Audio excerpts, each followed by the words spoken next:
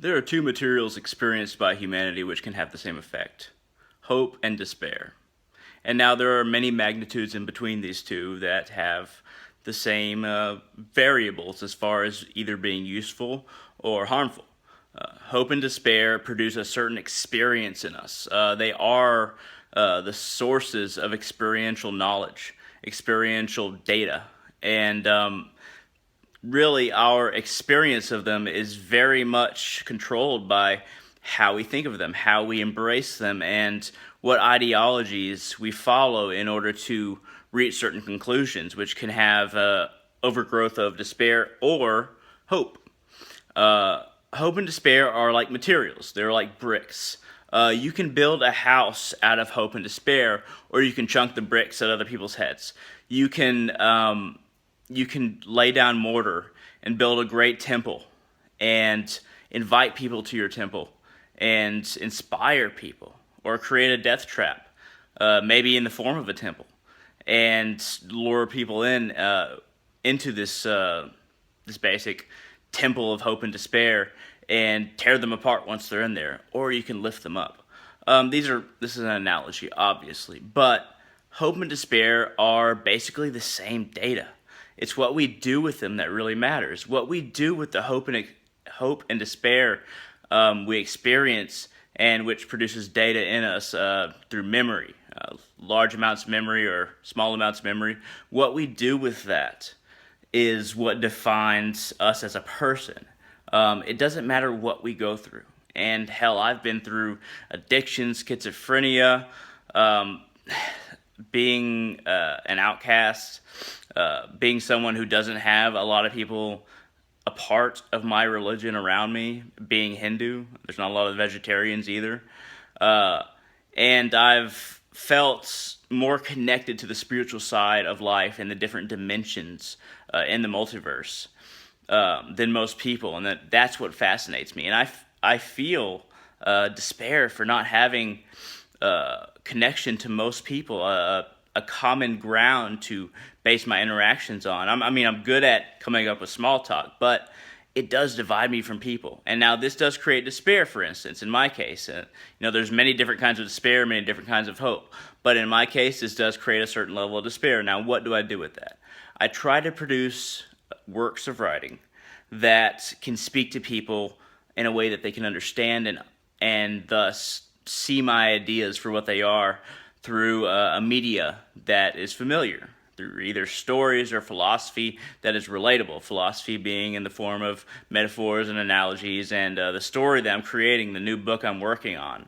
I'm only about 30 word pages in, but what I realized recently is that my book of philosophy that I've already finished and tried to contact agents about, it isn't relatable, even with all its analogies and metaphors, unless I have a story to accompany it. A fictional story, well, historical fiction, but something that somebody can look at and read and truly understand the ideas through basic ideology, basic occurrences, and relatable experiences. And that's why I'm creating a new book to communicate the messages of my first book, because I've had trouble publishing my first book, getting an agent and publishing it. I've contacted agents and publishers, and I didn't realize this until recently. But now I could have turned that into something else.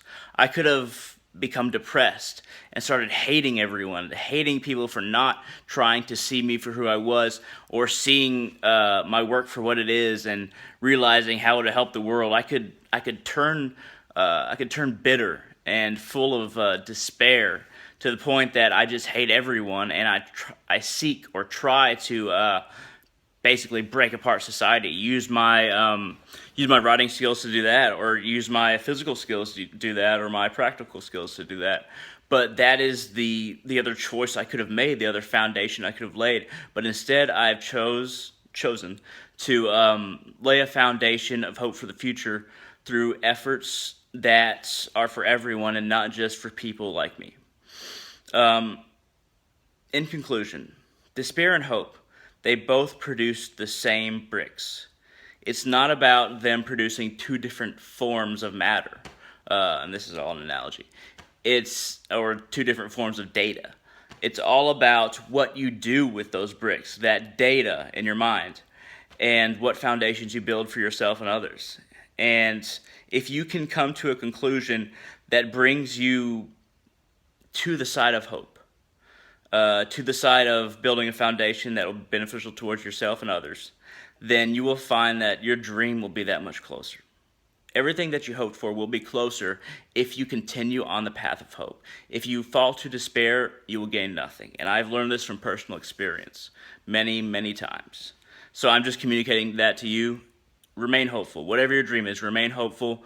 The experiences that you've had, whether they be good or bad, positive or negative, use those experiences to further what you want your dream to be, who you want to be, and how you want your legend to unfold. Because each of us has a personal legend, like it says in The Alchemist, which I'm reading right now. It's a great book. I highly recommend it.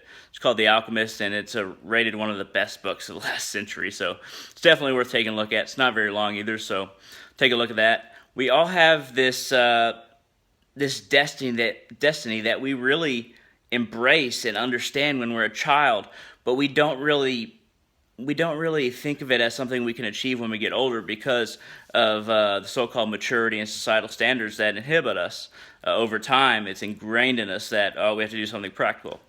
But, this is kind of alluding to The Alchemist as well. But getting away from that book, do what you feel is the best thing for you to do. And the best thing for you to do is always to pursue your dream. And your dream, the feeling of your dream, how it rolls around in your mind, that becomes that golden idol that you see in the distance and that you should seek. And that does feel right. It does. So continue to follow the path of hope and do not fall to despair. And thank you very much for watching. Please give me a like if you like this video and subscribe for more content. I'd really appreciate it. Thank you very much.